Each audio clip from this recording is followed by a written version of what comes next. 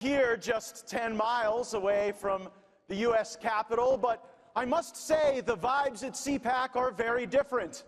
In Congress, I'm often excoriated, smeared, derided for exposing a corrupt system that has been weaponized against we the people.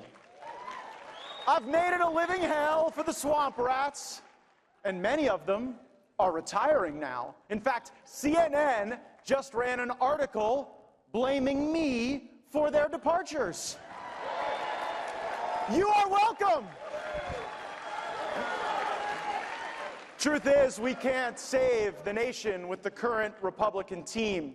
We have to get tougher, smarter, and we need newer, bolder voices in the United States Congress. So if you're out there campaigning and running as a Paul Ryan or Kevin McCarthy Republican, my message to you is this: they don't work here anymore. CNN is accusing me of wiping out institutional knowledge. But if you had knowledge of some of my coworkers and how they made decisions, you'd want to put them in the institution. The next phase of our plan is to replace the droves of retiring members with America First patriots. Republican primary voters must do their part, and the battle space will be full of enemies. Mike Pence just announced that he's building a $20 million fund to combat America's embrace of populism. It's no surprise to me that Mike Pence is against populism. He was never particularly popular.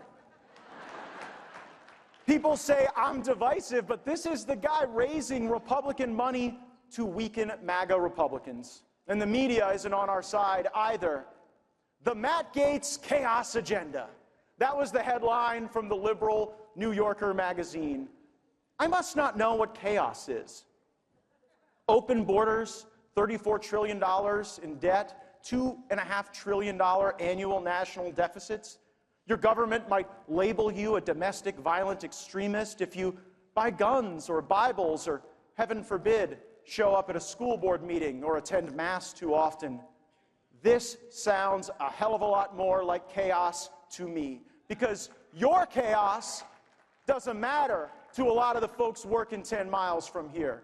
Interest rates on credit cards and car loans are skyrocketing. Home ownership, the central thesis of the American dream to our parents and grandparents, is now a mirage to the millennials. They say inflation is down, but prices are still up. I never thought I'd live to the day where I'd spend $11 on a bag of carrots. Chaos for lawmakers is having to write budgets and take tough votes. The chaos they are willing to inflict on your life is changing things for the worse. I actually want orderly things like budgets that balance, single-subject spending bills, term limits, block grant Medicaid, drill for oil, export liquefied natural gas to anyone willing to buy it in dollars, demand that, I don't know, if the government wants to spy on Americans, they should have to get a warrant, and we should secure the southern border. Does that sound like chaos? Or the orderly administration of this country that you deserve? Now, Democrats, they believed in these things some point between 20 years and like 20 minutes ago. Now, they are the party of forever wars abroad, high prices, low tea, and reverse racism here at home. And by the way, speaking of racism, if it is not racist to ask for an ID for a hunting license or a fishing license, then it is not racist to ask for an ID to vote in any election, in any jurisdiction, in a free country, the United States of America.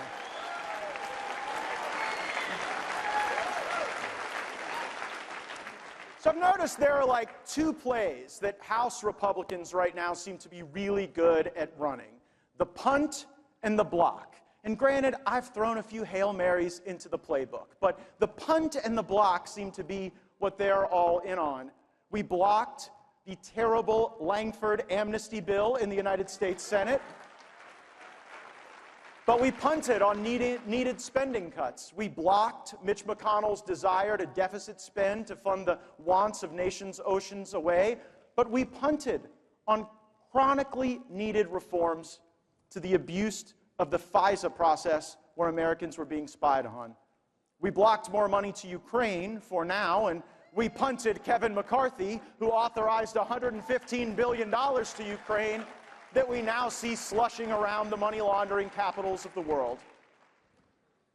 We shouldn't have any foreign aid to any other country without corresponding cuts to our own bloated federal budget. If you want to send aid to Israel, fine. Pay for it by defunding the United Nations. I want the UN to be zeroed out in our budget. The U.S. should be out of the UN, and the UN should be out of the U.S.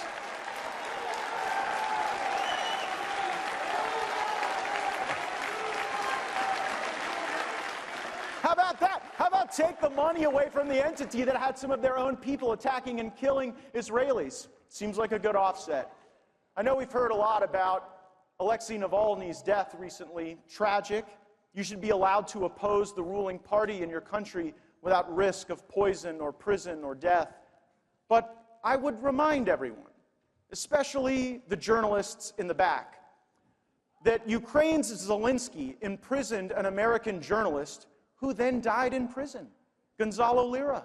Not only that, but Zelensky supports outlawing an entire religion, the Ukrainian Orthodox Church. And he just canceled Ukraine's presidential elections. Now, call me old-fashioned, but I actually prefer democracies that hold elections. To be clear, Putin is no friend of ours. He partners with adversaries like Iran and is opposed to America's interest.